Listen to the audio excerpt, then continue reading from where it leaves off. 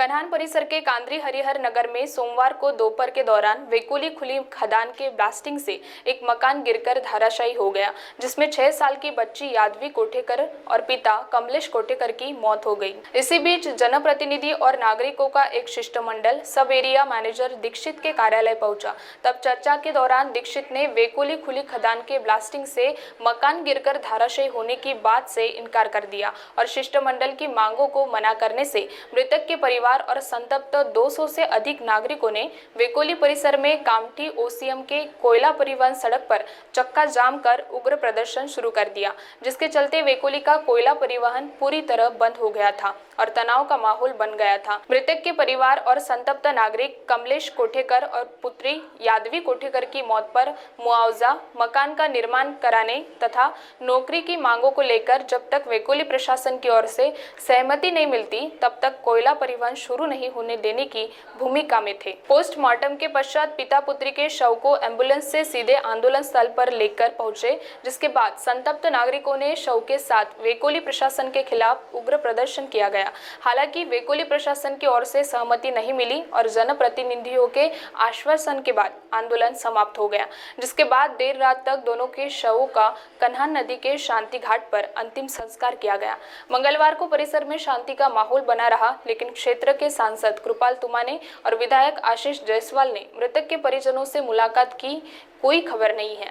इस प्रकरण को लेकर कितने दिनों में कार्रवाई होगी, इस और नागरिकों की निगाहें टिकी हुई है। 15 दिनों से कांद्री इस गांव में ब्लास्टिंग की तीव्रता बढ़ाने घर के हिलने के प्रमाण बहुत ज़्यादा बढ़ गए थे। वो गांव के लोगों की शिकायत थी। मैं और मेरे साथ देव चकोले, राजेश यादव वगैरह हम सब लोग सवेरे साहब से मिलने गए। 26 तारीख को उनको डेपुटेशन भी दिया। उसके बाद आशीष जायसवाल आमदार को भी कल डेपुटेशन दिया और डेपुटेशन में साफ लिखा था कि घर इतने बड़े पैमाने में हिल रहे हैं कि कोई बड़ी घटना घट सकती हो, किसी की जान जा सकती है। लेकिन सब एरिया मैनेजर ने ध्यान दिया नहीं, उसने अपने हिसाब से बताने का प्रयास किया। और आज आप देख रहे होंगे कि आज 1 बजे जब ब्लास्टिंग हुई उसी समय ये मकान गिरा।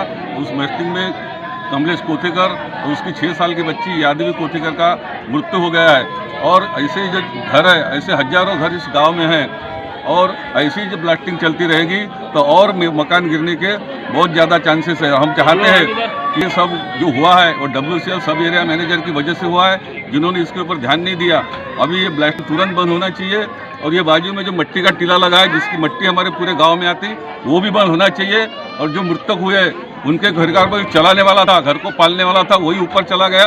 अब घर को चलाने वाला कोई नहीं है, उसका घर भी बना के देना चाहिए और घर चलाने के लिए 10-20 हज़ार की मदद भी करना चाहिए। उसके बच्चा भी है और जब बच्चा बड़ा हो जाएगा तो उसको कोल बाइज की ड्यूटी भी देना चाहिए। ऐसी हमारी मांग है और ये जब तक पूरा नहीं होता तो हम यहाँ से लाश को हटाएंगे नहीं। जब तक सबेरे मैनेजर यहाँ पर आते नहीं हम आंदोलन करेंगे। अगर सबेरे मैनेजर यहाँ नहीं आता तो हम कोल माइन में जाके हमला करेंगे, लेकिन न्याय दिलाकर रहेंगे। महाराष्ट्र टीवी 24 के लिए ऋषभ बावनकर, कन्हान।